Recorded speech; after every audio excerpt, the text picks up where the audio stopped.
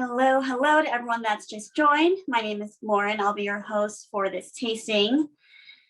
I'll go over really quickly again. You all are joining muted with your cameras off, but you do have the option to unmute yourself and turn your camera on to make this as interactive as possible.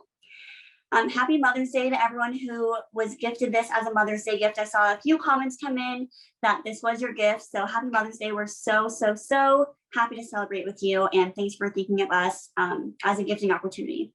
And we actually have one coming up for Father's Day as well. And that is with beer pairings.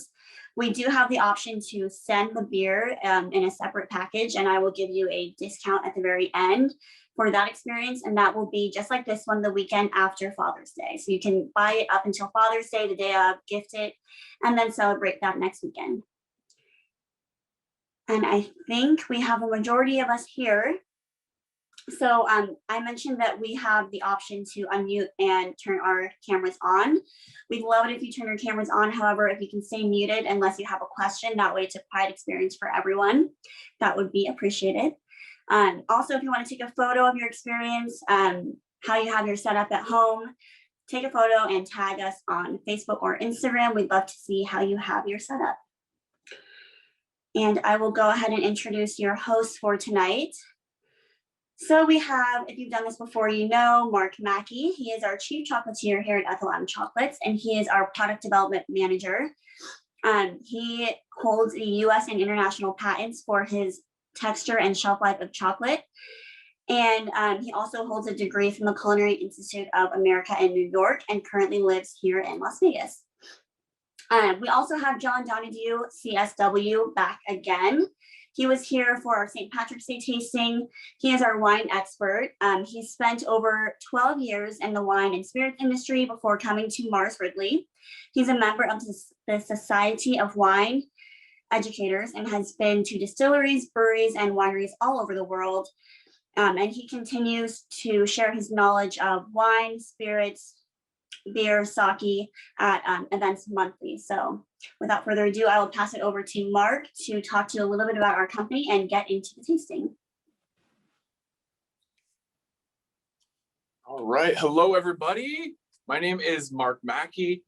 Chief Chocolatier for Ethel Chocolates. Really excited to be here with all of you today, or tonight, actually, I guess, depending on what part of the country you're in. But really the goal tonight is to have a wonderful chocolate and wine tasting experience. And one of the best ways to do that is to really, slow down when you're enjoying your chocolate. We'll be going through the pieces tonight along with the wines, but really slow down and really think about what you're tasting, what you're smelling, and those flavors and how they're kind of changing and evolving in your mouth. Sometimes I like to close my eyes a little bit. It helps me kind of concentrate on a lot of those aromas and flavors.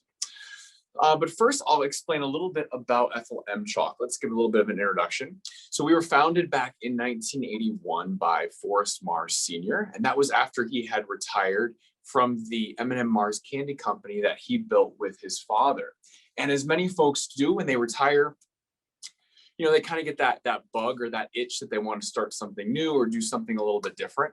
And so he moved out to Las Vegas to start a premium box chocolate company. He really felt that you weren't truly in the chocolate making business unless you had a premium box chocolate.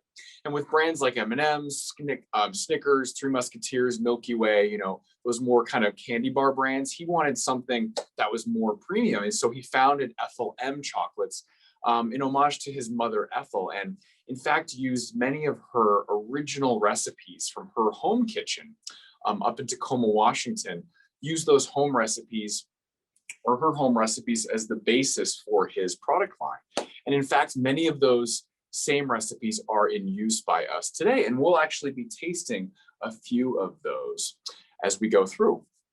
As you see, there is a little bit of a garden or some trees there in the front. That's actually our botanical cactus garden that Forrest kind of planted the foundation of.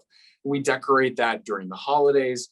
A lot of locals here in Las Vegas will come and visit that with their families, kind of listen to some holiday music, maybe have some hot chocolate and have a wonderful experience kind of strolling through that cactus garden. But why don't we get started with our first piece of chocolate? As I mentioned before, we're going to be using all of our senses to really evaluate each piece. Obviously, taste is important, but we want to get all of those senses included or involved. Our sense of sight, we want to look at the chocolate. Is it shiny? Is it glossy or matte? What kind of colors are we seeing on the chocolate? Many of our pieces are colored differently by the use of colored cocoa butter. We'll go into that in a little more detail later. Aroma or smell. A lot of what we taste actually, or what we're tasting in our mouths, is actually kind of aided by and supplement or complemented by our olfactory senses in our nose. So if you get a really nice kind of a big smell of the chocolate, that's really going to help to prepare our palate for the flavors that we're going to taste in that piece. And believe it or not, also hearing can be important as well. One of the hallmarks of very well-tempered chocolate, especially dark chocolate, is a little bit of a snap that you'll be able to hear when you bite into the piece. So try to listen for that snap tonight when we go in and bite into our pieces of chocolate. And obviously I mentioned taste, also important. Think about things like texture. Is it crunchy? Is it smooth? How is it melting? Is it melting quickly? Is it melting slowly? At what point am I tasting those aromas and flavors? Do I taste the chocolate first, or do I taste it maybe a little bit further down and toward the end? You can capture a lot of your notes on the placemat that you should have in front of you. We've kind of got that listed, all the different categories of the sensory attributes. Go ahead and take notes on there, as well as maybe some of the wine pairings, what you liked, maybe what you thought was a little bit different or unique about the piece as well. Also notice in the lower left-hand side, we have an aroma and flavor wheel there. And that's really a helpful aid. It really helps to, help identify some of those specific nuances in the chocolate. If something's on the tip of your tongue, or you can't quite put your finger on what you're smelling or what you're tasting, look down at that wheel, because it's very likely that we have that captured in each of those categories there, those specific nuances. But more importantly, really we want to have fun. As I mentioned, slow down, really evaluate and try to pick up on a lot of those nuances with chocolate. And also maybe enjoy some wine. We've selected a few great wines tonight. We have John here to kind of talk to us a little bit about those. John, why don't you? Yeah, hello everybody. I want to say we do have a sparkling tonight, so cheers to moms out there. We saw a lot of moms that got gifts for Mother's Day for this. So what better time to have a sparkling and have a little toast to the moms. So thank you all for coming. The kind of what Mark is saying is in wine as well as chocolate, you really want to settle into the wine. You want to take your time. A lot of us, we do a Coca-Cola Society drink where we drink the wine, and before we even think about it or really feel the length of finish, we take the next sip. So we really want to take our time. Same thing with the senses. You want to use your all five senses when you are looking at the wine. You really want to look at the color. This one, because it's a sparkling, you can tell at the bubbles here. There's three ways to make sparkling wine. There can be secondary fermentation in the bottle, secondary fermentation in a big stainless steel tank, or they can just shoot CO2 bubbles. So the finer the bubbles are and the faster the beads come up, it's a better quality sparkling or champagne. Now we are doing the Maison Bougre Pure Loire. It's a Vouvray sparkling. So it says on the bottle, method traditionnel, because it's not made in Champagne region of France, it can't be called champagne. You'll either see it called a Cremant of the region. Cremant means a sparkling outside of Champagne, or it will say Method Traditionale on it. You can find some wines in some sparklings around the world that'll say Method Traditionale. That's the good old way. Dom Perignon, secondary fermentation in the bottle, riddling the bottles is done. Cava's made like that.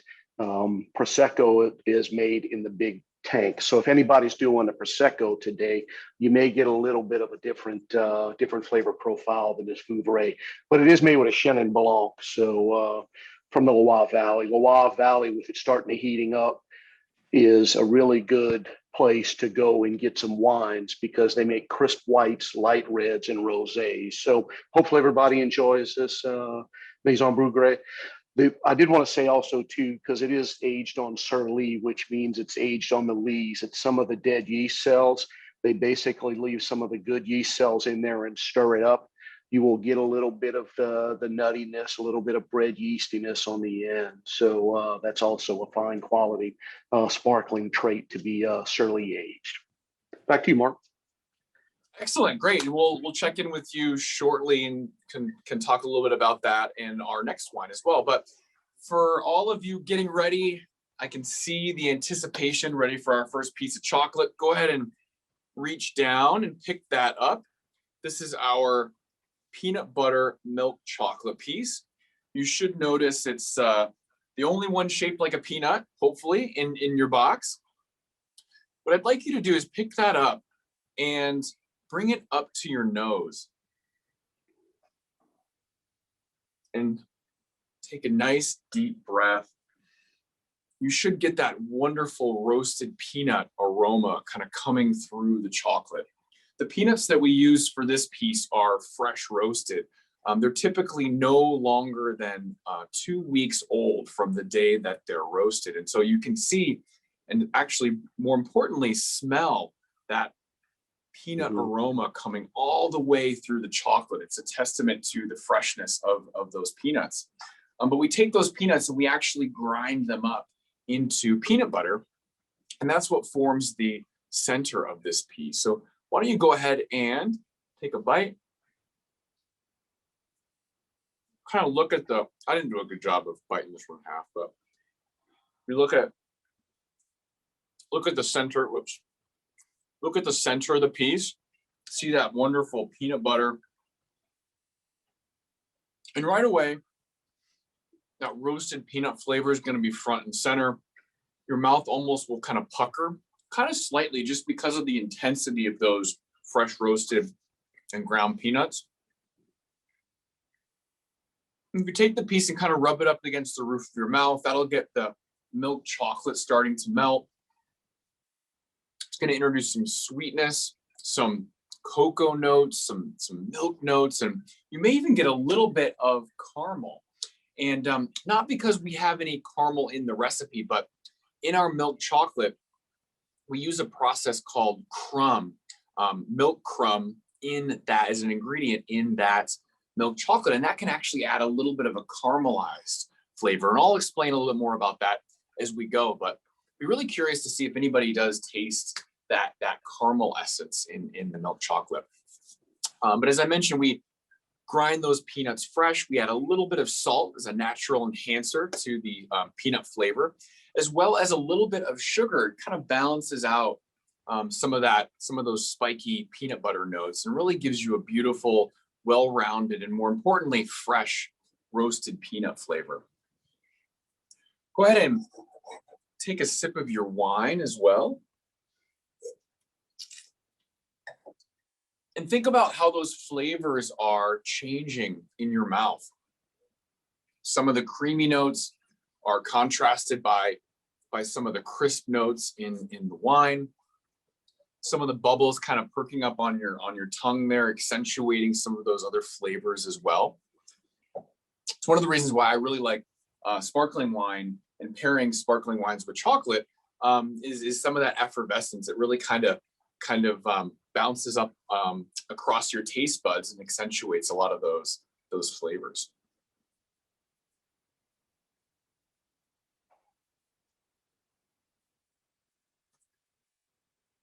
All right, go ahead and take some notes on that piece, maybe capture some comments, and maybe have another sip of wine, take another bite of your chocolate. And I'm going to talk to you a little bit about where chocolate comes from.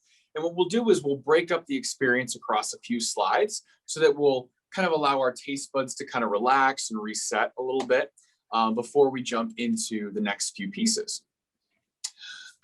But first, I will just talk a little bit about where chocolate's grown. So all real chocolate is, it comes from a cocoa pod. And these pods are actually the fruits of the cocoa tree. And they don't grow everywhere. They need a really hot kind of tropical environment in which to thrive. And that's about 20 degrees north and south of the equator. So you can see those shaded regions here on the map. Places like Ecuador, Ghana, Brazil, South America, Papua New Guinea, even Mexico, Latin America, a lot of very hot, tropical environments where these cocoa beans actually grow.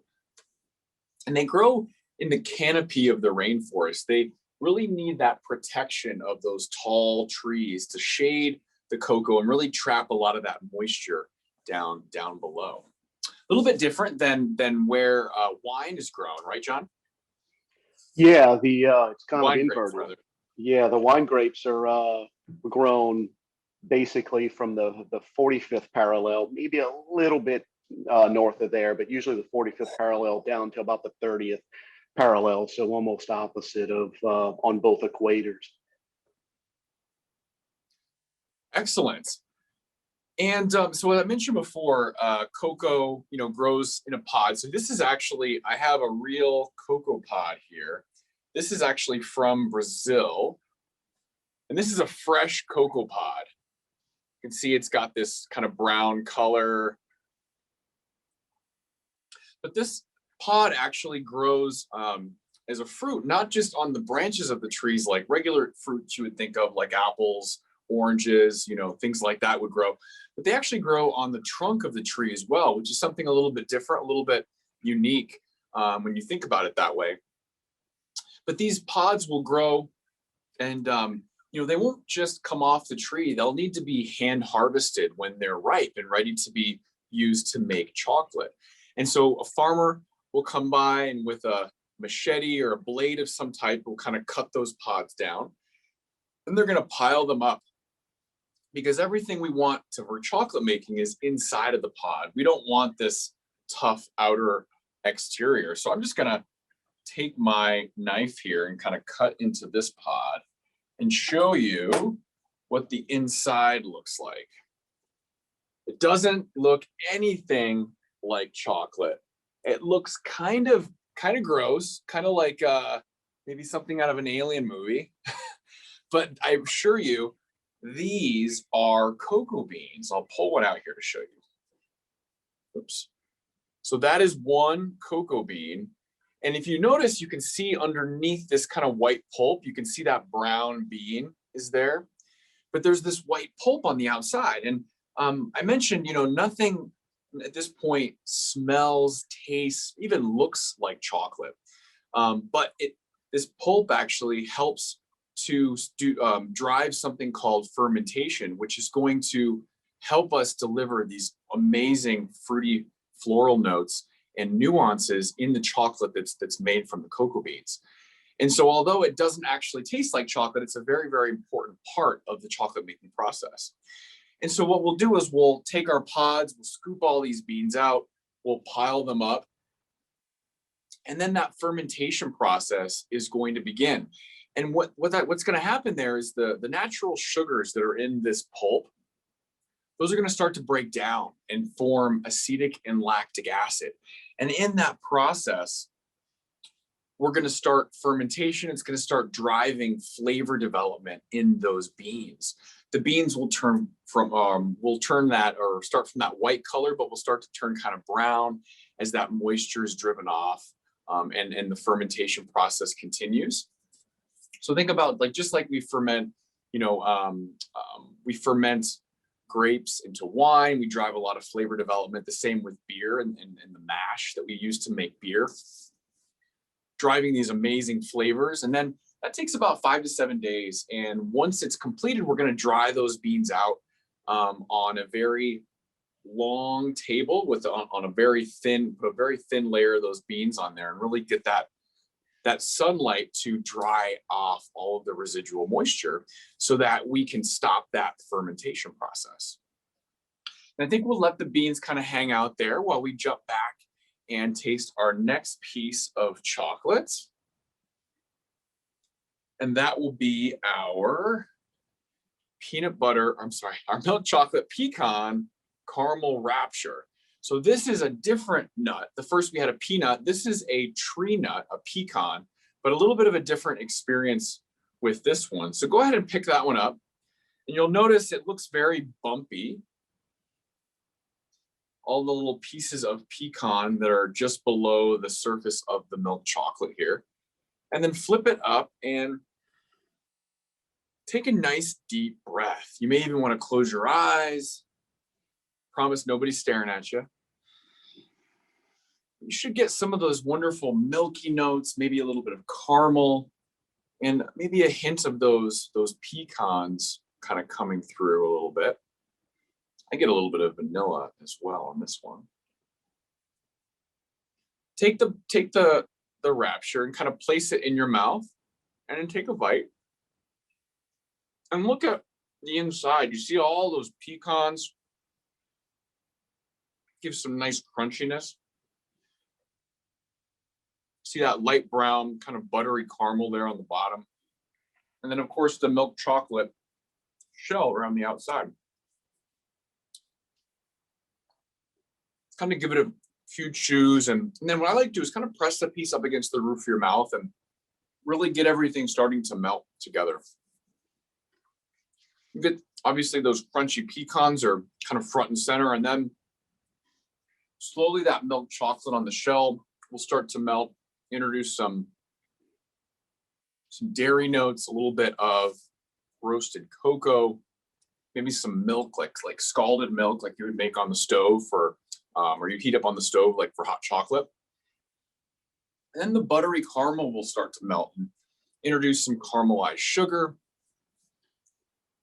a hint of bitterness there from the caramelized sugar, some butterscotch, toffee, kind of creamy notes coming out there.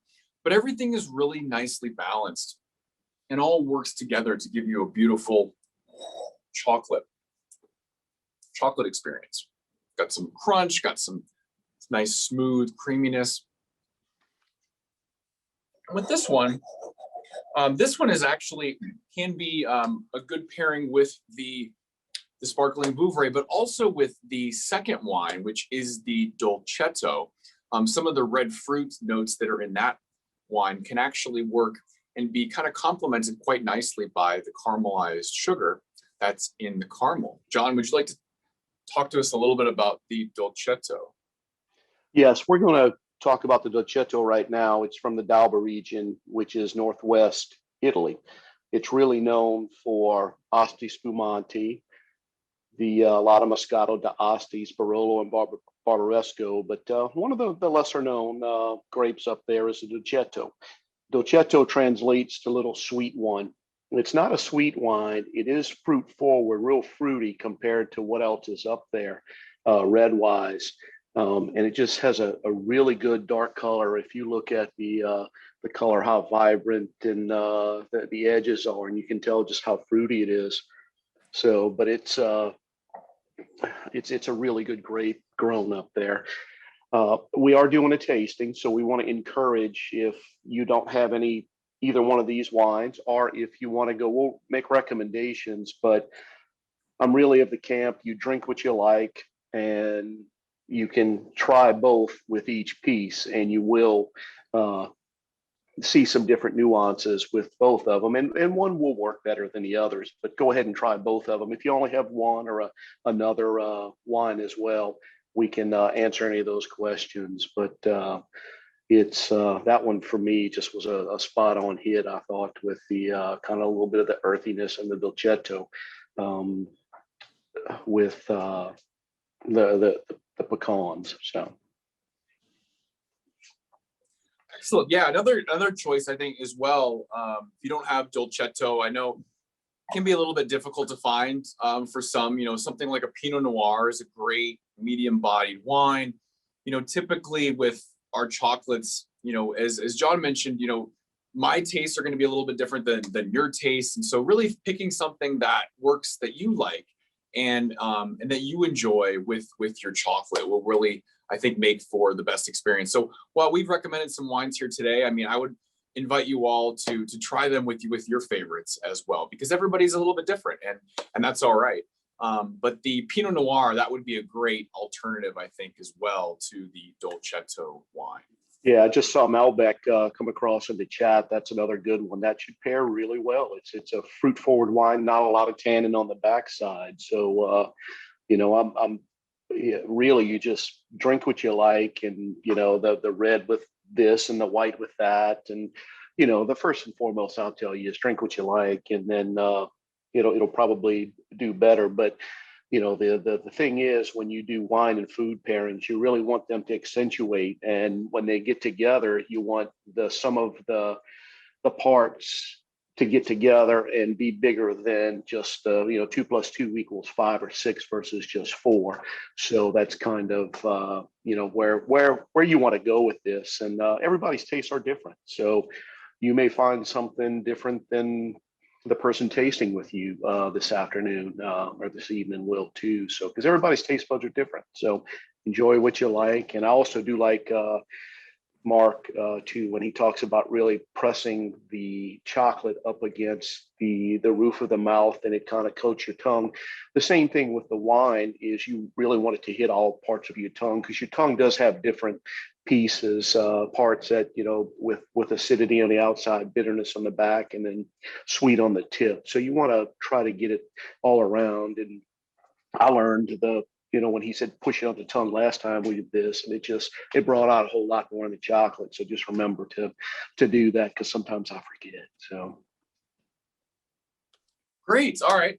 Let's move on to our next piece of chocolate here. That's our milk chocolate truffle we have here. So the first thing you're going to notice is something a little bit more colorful, a little more vibrant. We have a copper colored cocoa butter that we've actually sprayed the outside of the truffle with, and that gives it that really nice kind of glossy copper appearance. And you can kind of see that it's actually, we apply it with an airbrush. We'll actually take the molds and manually airbrush each cavity. And what will happen is when the chocolate goes into that mold and sets up, it's going to transfer that color, and it'll actually suck that color right off the mold and onto the piece. And this is the result here. So go ahead and pick this one up. A lot of wonderful milk chocolate notes, creamy notes. That vanilla again. And now take a bite and notice that really nice thin shell around the outside, top of the piece. And right away you have that really creamy milk chocolate, a little bit of caramel coming out front and center. You have the roasted cocoa notes kind of playing there, but notice it's melting really quickly. And that's because this is a ganache center. And a ganache is really, when you're talking truffles, the most traditional truffle is made from a traditional ganache, which is really just an emulsion of chocolate and cream. And what we do is we'll heat our cream to just below boiling, and we'll take that and we'll pour it over our milk chocolate, and we'll let that kind of sit there for a moment, let the cream start to kind of melt the chocolate down, and then we're going to whisk it together. We're going to stir it together very, very quickly, because we want to make that emulsion. Just like you make an emulsion if you're making like a vinaigrette at home or a dressing at home, you'll know that you need to stir very, very quickly to kind of emulsify the water phase with the oil phase. And in this case, that's just what we're doing. So we're kind of emulsifying those together so that we have this beautiful creamy ganache that really gives you that silky smooth texture on your tongue. Once the ganache is made, we'll add a little bit of vanilla as well to that to give a really nice little hint of that floral vanilla flavor. And on the outside of the piece, this is our shell molded truffle shell. So we'll actually make this shell using what we call our shell molded process. Or shell molding process. And we're actually going to, it's a 3-step process and actually takes a significant amount of time, but the result is absolutely worth it. Gives us that wonderful thin shell on the outside that you kind of bite into, and then it really just allows the ganache center to really come through really, really nicely. And then on the back end, that shell, that milk chocolate shell will start to melt and kind of bring back in some more cocoa and chocolate notes. With this one, I would say you can absolutely try some of the sparkling Vouvray. And also, I think a great option for this one is the Dolcetto as well. It's got a little more red fruit notes coming out, a little more bitterness to it than the Vouvray, but two completely different experiences.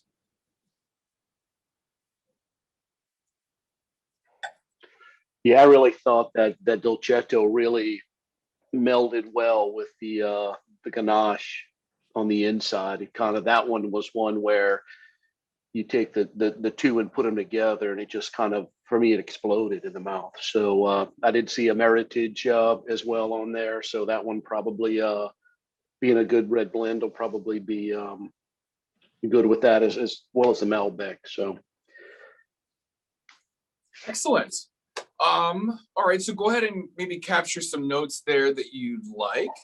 Anything that you'd like to while we maybe take another bite of chocolate, another sip of wine, and I'll jump back and we'll kind of wrap up the chocolate making process. So we last left our beans. They were getting a little bit of a suntan there, I think, kind of relaxing. But now we want to actually bring them in to roast into the finished cocoa beans, which are going to give us all of that wonderful flavor in the chocolate that we're going to make from it. But first, we need to actually sort and inspect the beans. We want to make sure that the beans have that proper fermentation. And so we're going to place them into an inspection box. We'll take a sample of the beans, kind of place them in a box like you see there. That lid will close, and then we'll actually slide a blade through the center of the box, which will slice the beans in half and really allow us to look at the center of the beans. You can see the beans on the left, how it has that very kind of thorough coloration throughout. It's all kind of that same brown color. Those beans are properly fermented. They're going to have that wonderful kind of light brown color. And the beans on the right, those are under fermented. You can tell that because you see that very distinct difference in color. The center is more kind of a lighter red, and the outside is a lot more of a darker, kind of a maroon red color. We would actually reject those beans because they're not going to give us all of the wonderful flavors and nuances that are really going to take our chocolate, to the next level. But for the beans that do pass, the beans on the left, we'll send those to our roasting facility, and now we're going to roast them. So very similar to how coffee is roasted, we're going to roast cocoa beans. And depending on the specific bean variety, the region where the bean's coming from, the roasting profile or the time and temperature that's used to roast is going to be a little bit different. The goal here is really to bring out the best qualities, all of those wonderful flavors through the roasting process. And depending on the variety of the bean or where it's grown, that's going to be a little bit of a different time and temperature that we're going to want to use for those. Here I actually have some roasted beans to show you. You can see now those beans went from that kind of like light brown color to a much more deeper chocolatey brown. I'm going to pick one up here to show you. If you notice the shell, there's actually a shell on the outside of the bean there. And I'm gonna pull this shell off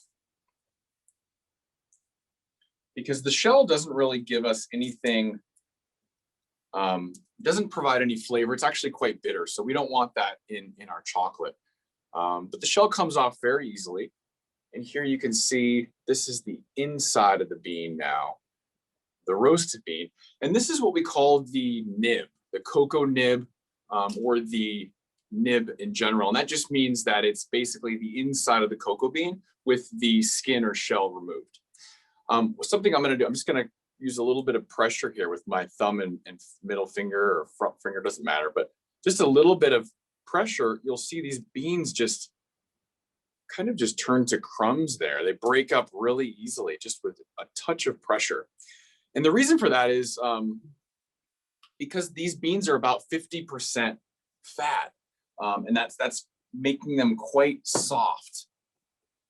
Now the fat in the cocoa beans is actually cocoa butter.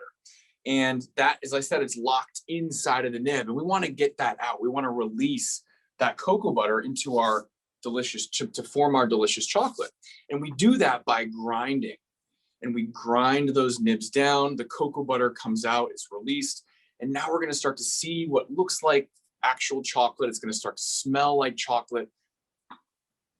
Depending on the recipe or the chocolate recipe we're making, we'll add some sugar, some milk, some vanilla, and other ingredients, all depending on the specific recipe that we're making.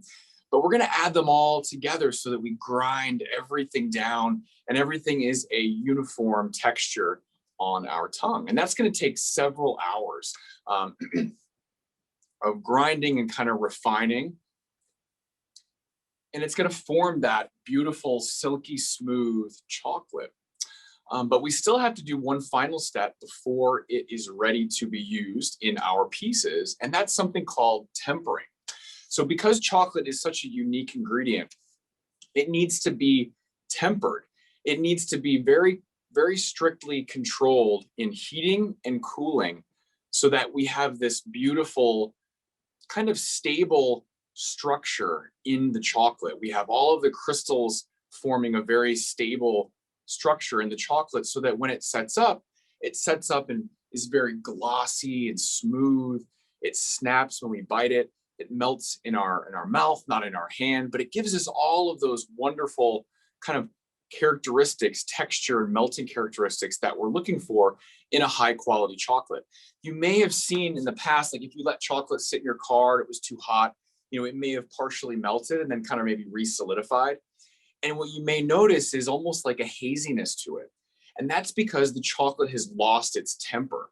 And so in order to get that back, you would have to re-temper the chocolate or really kind of heat it and cool it to very specific temperatures so that it's very, you form that stable crystal in chocolate. So we do that in our factory, and then we use the chocolate to either mold or enrobe to make all of our delicious Ethel M pieces. In the photo there, you can see that's what we call our enrobing line. So our next piece is actually one that you're going to see on this line here. So see how those little centers, those little round pieces are kind of on that conveyor belt, and they're moving through almost like a chocolate curtain or a chocolate waterfall.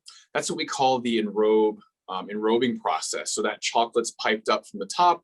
There's that hopper that kind of spreads it out, and then it kind of just comes down in a nice curtain and just kind of drenches each of the pieces. Right, speaking of our next piece, why don't we go ahead and we'll jump over to our first dark chocolate piece here. This is our dark chocolate vanilla satin cream. This is one of Ethel's original 16 recipes from her home kitchen. And it features something called a satin cream, which is one of our signature recipes. And it's really almost like a fudge in terms of texture, but has a wonderful kind of vanilla, kind of slight chewiness, silky smooth mouthfeel. And paired with that bittersweet dark chocolate, it really is a wonderful experience. So go ahead and pick that up. Now, when you start to kind of bring it up to your nose, you're going to notice a very different aroma than the last three pieces that we tried. And that's because this is dark chocolate. This has a little bit more bitterness to it, more of a roasted, kind of deeper, darker roasted cocoa aroma. You might even get a little bit of like almost like coffee notes or espresso notes kind of coming through with that darker chocolate. Go ahead and take a bite. You can see the center there, how it's got that nice kind of chewy, fudgy center. Sweetness from the vanilla. Some milky notes, but then the dark chocolate comes in, kind of cuts the sweetness a little bit, adds some bitterness, more of that roasted cocoa, and even those coffee notes that you might have smelled. Might be tasting some of those in this piece as well.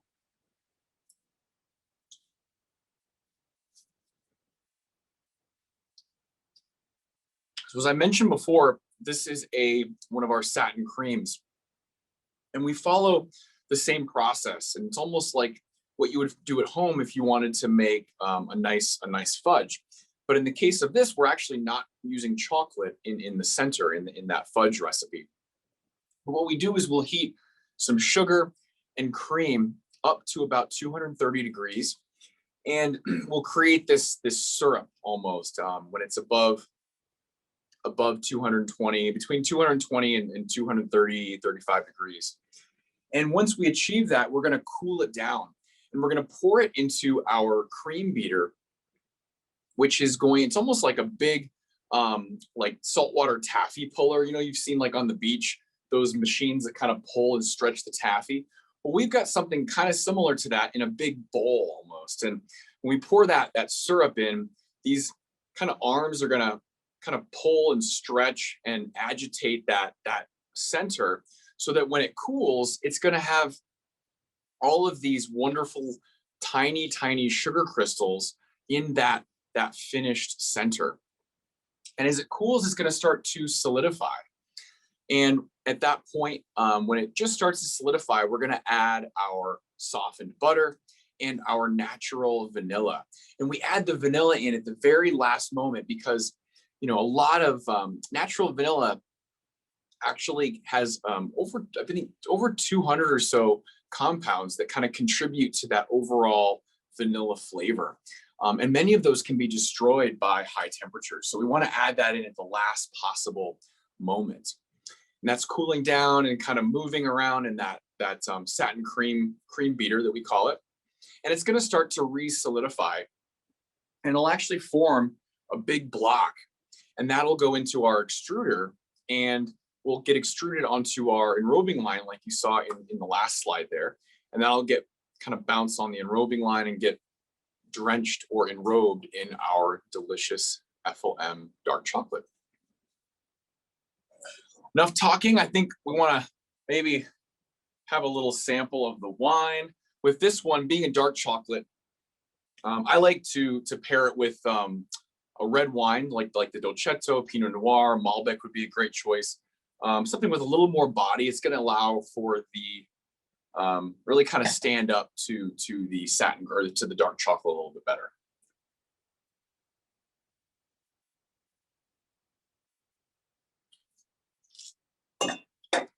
Take a sip of that. A lot of like berry notes, red fruit notes coming out. What do you think, John?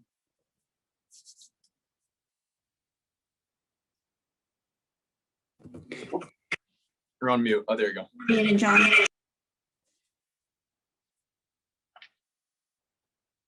Oh, I think he's still on. I was on mute. There you go. Sorry. Yeah.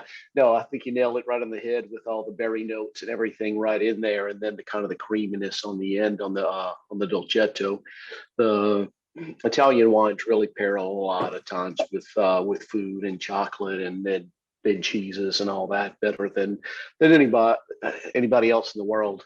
And you can see it with all these chocolates. This Dolcetto is just going right across the board and tasting really good with it. Excellent. All right, capture any final notes that you'd like on that piece. And now we're gonna move on to another molded piece here. This is our dark chocolate creamy caramel. And the first thing you'll notice is in kind of white, our white logo that kind of moves across the piece there. And then you've got on the side that really nice kind of glossy dark chocolate. Go ahead and flip it upside down. With this one too, it's a little colder in here. I'm gonna rub the bottom or rub the side a little bit. And what that's gonna do is accent or really activate and soften the chocolate slightly so that you get more of those aromatics kind of coming out. Take a nice deep breath. More of the roasted cocoa, kind of coffee notes again coming through. Now, when we bite this one, listen for the snap. Hopefully you'll be able to hear that. You can see the inside of the piece there.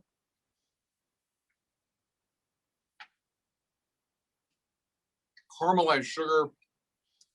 A little bit of bitterness there. Sweetness, vanilla.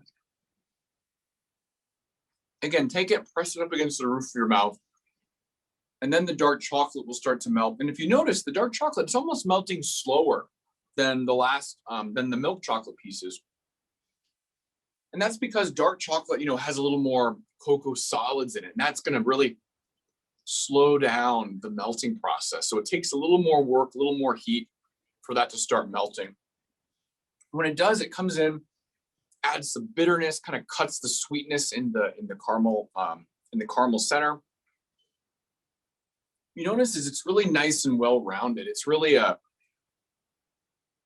well-rounded experience. There's not one flavor that's kind of competing for attention, but they're both just working together so beautifully.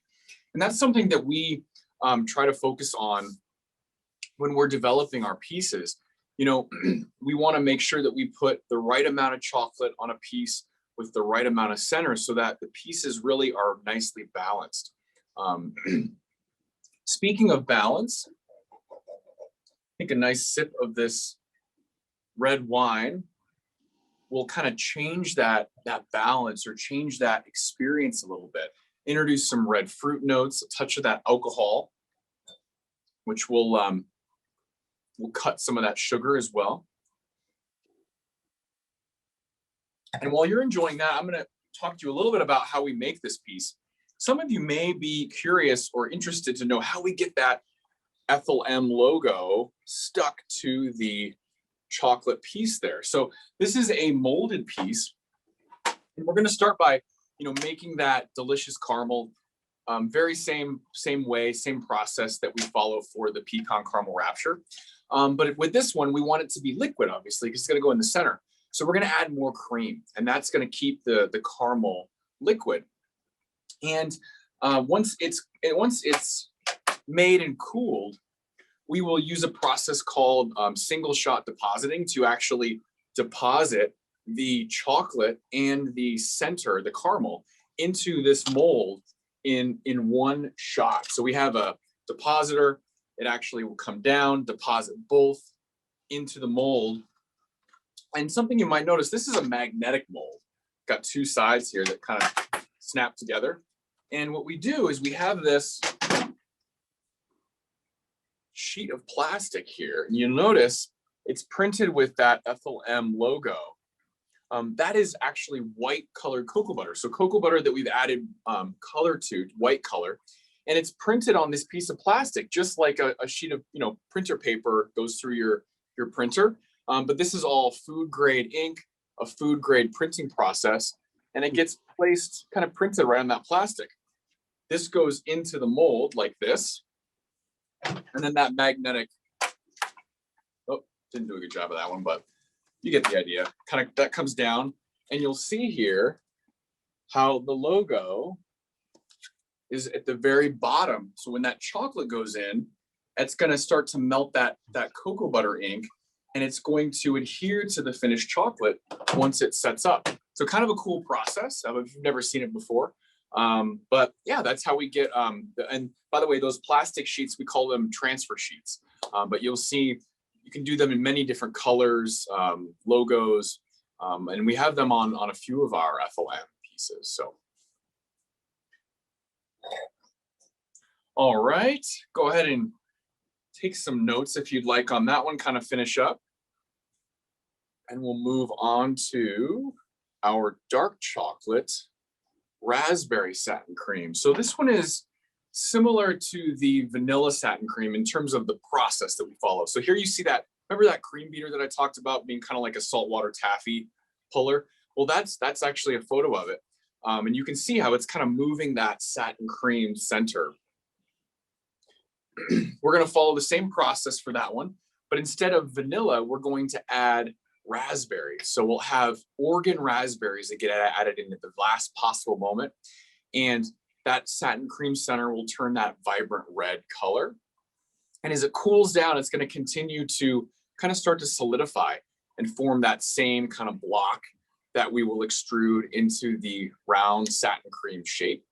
That'll get placed on the enrobing line again, get drenched in dark chocolate. And in this case, we're going to drizzle a little bit of milk chocolate on the top of the piece to add just a little more milkiness and some of that caramel. What I mentioned earlier about tasting caramel in the milk chocolate piece. So we, when we make our milk chocolate, we use a process or an ingredient called milk crumb. And what that is it's some of the milk and some of the chocolate with the sugar. And we blend those together and we'll actually kind of toast them. And under in a vacuum, we'll toast those. And it's almost going to give it like, if you've ever had like almost like malted milk powder, it's something kind of like that. It's not a malting process, but it kind of adds this slightly like caramelized note to the milk chocolate. It's something that kind of sets us apart from others. And we'll incorporate that milk crumb that we've created back into the chocolate. And that's what's going to give us that little hint of caramel flavor there in the milk chocolate, which we'll use to kind of accentuate this piece as a little bit of additional texture on the top. Go ahead and reach down, pick that one up here. And let me know, I'd love to hear if you can smell, tell me, can you smell the raspberry kind of through the piece? Sometimes I can. I get like a little bit of perfuminess, I think, from that coming through. Take a bite.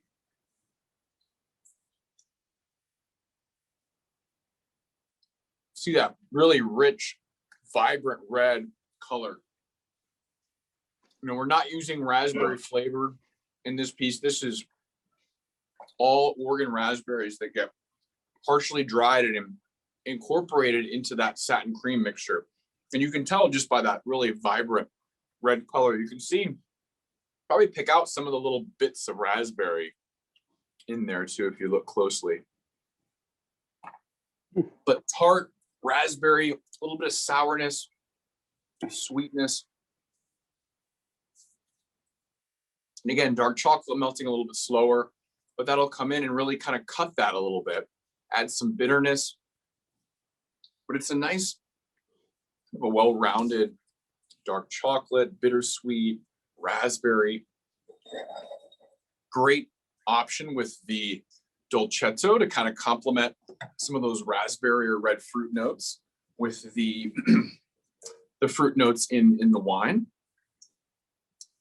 Go ahead and swirl your glass and try a sip of that. Think about how those flavors are changing a little bit. In this case, I think they're really accentuated. They'll become even more pronounced. Try another bite. This pairing for me was knock your socks off when these two I put together last night. So they were really, really, that one amped it up to, you know, like 2 + 2 to about an 8 or 9. Just this one melded perfectly. The all others bring them together, but this one just, I got a lot of plum with this Dochetto, and then when this raspberry from in here, and you can almost just taste those, the freshness of those Oregon raspberries, it just was dynamite. Yeah, you're right. I'm glad you mentioned that. The plum too. I didn't notice it the first time, and now that you said it, I'm actually I'm getting more of that now, like that kind of brown fruit, almost like a slight, maybe a little bit of raisin note coming through. Yeah. Well, with that one.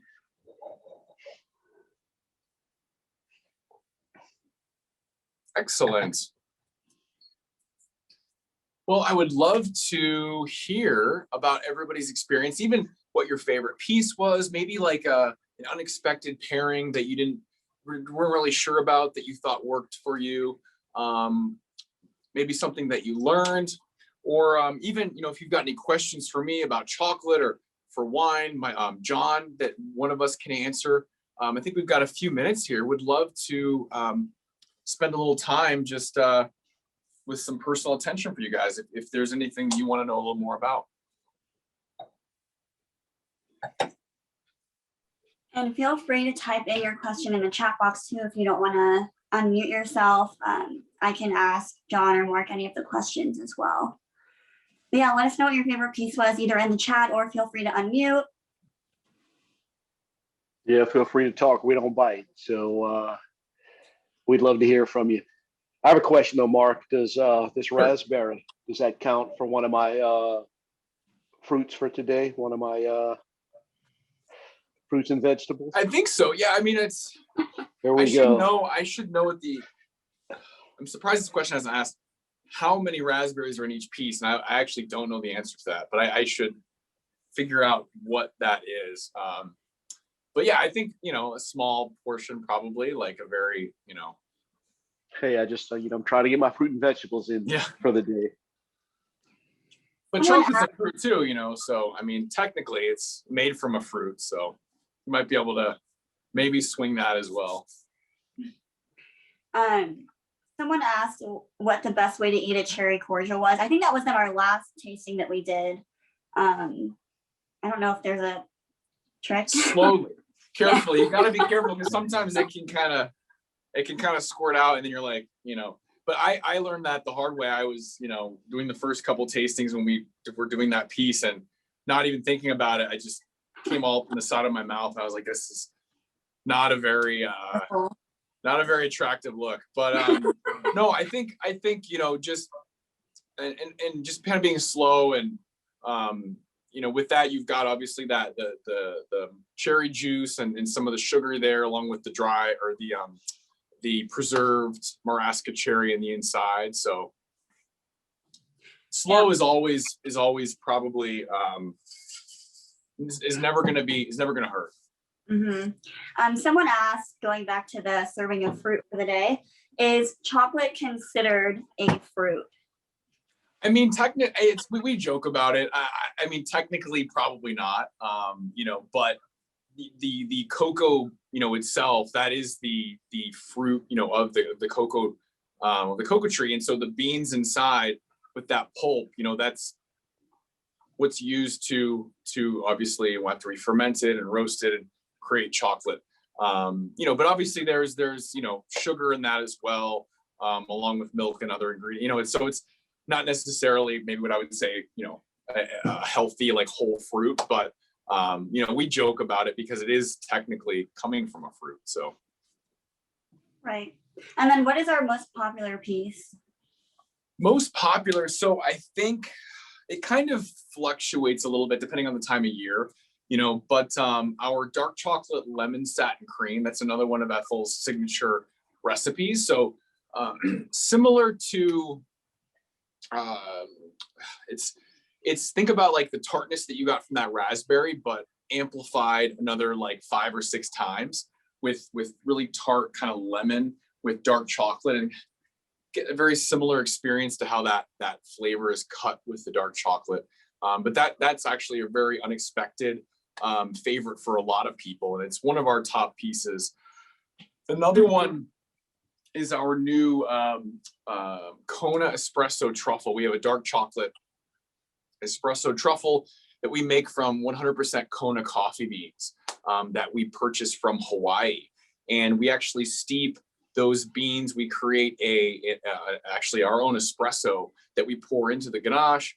Gives us that wonderful Kona coffee flavor, And we make the piece very similar to how the milk chocolate truffle piece that you tried today is made. We have a few other colors that we use in that one, but that's one of our most popular pieces as well.